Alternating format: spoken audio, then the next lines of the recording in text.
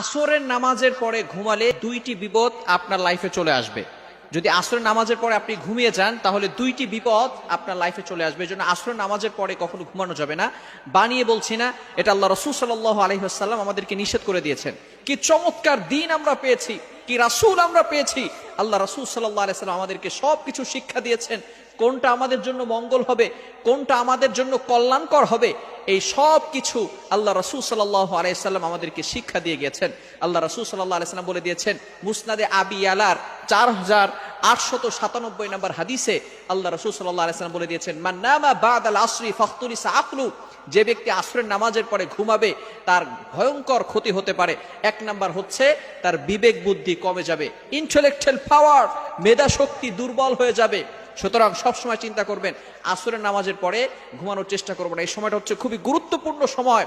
এক নাম্বার ক্ষতি হচ্ছে ফাখতুলিসা আকলুহু, আল্লাহ রাসূল সাল্লাল্লাহু আলাইহি ওয়াসাল্লাম বলে দিয়েছেন তার বিবেক বুদ্ধি কমে যাবে এবং তার ইন্টেলেকচুয়াল পাওয়ার, মেধা শক্তি, স্মরণ শক্তি এগুলো দুর্বল হয়ে যাবে। এজন্য যদি আমরা ইন্টেলেকচুয়াল পাওয়ার, মেধা শক্তি বৃদ্ধি করতে চাই, স্মরণ শক্তি বাড়াতে চাই, আসরের নামাজের পরে বিকালবেলা কখনো আমরা ঘুমাবো না, কখনো আমরা এই অভ্যাস আমাদের লাইফে গড়ে তুলবো না। সব সময় এটা আমাদের খেয়াল রাখতে হবে। নাম্বার 2, দ্বিতীয় নাম্বার হচ্ছে বিভিন্ন ধরনের রোগ তার ভিতরে চলে আসতে পারে। এজন্য আমরা আসরের নামাজের পরে কখনো ঘুমাবো না। আসরের নামাজের পর হচ্ছে খুবই গুরুত্বপূর্ণ সময়। এই সময়টা আল্লাহ পাক রব্বুল আলামিন দোয়া কবুল করে থাকেন। মনে রাখবেন, জুমার দিন আসরের নামাজের পরে এই মুহূর্তটা এতটা গুরুত্বপূর্ণ এবং ফজিলতপূর্ণ। এই সময় কোনো বান্দা যদি আল্লাহ তাআলার কাছে কোনো কিছু চায়, আল্লাহ পাক রব্বুল আলামিন ওই বান্দার সকল কিছু কবুল করে নেয়। সুবহানাল্লাহ। দুঃখের বিষয়, এই সময়ের আমরা গুরুত্ব দিতে চাই না।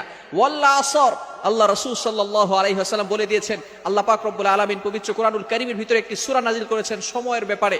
ওয়াল আসর, এখানে সময়ের ব্যাপারে আল্লাহ পাক রব্বুল আলামিন কসম করে দিয়েছেন। অনেক মুফাসসিরিন কেরাম বলেছেন ওয়াল আসর মানে আসরের কসম আল্লাহ পাক রব্বুল আলামিন করে দিয়েছেন। সুতরাং আমাদেরকে সব সময় খেয়াল রাখতে হবে এই যে আসরের পরের সময়টা খুবই গুরুত্বপূর্ণ সময়।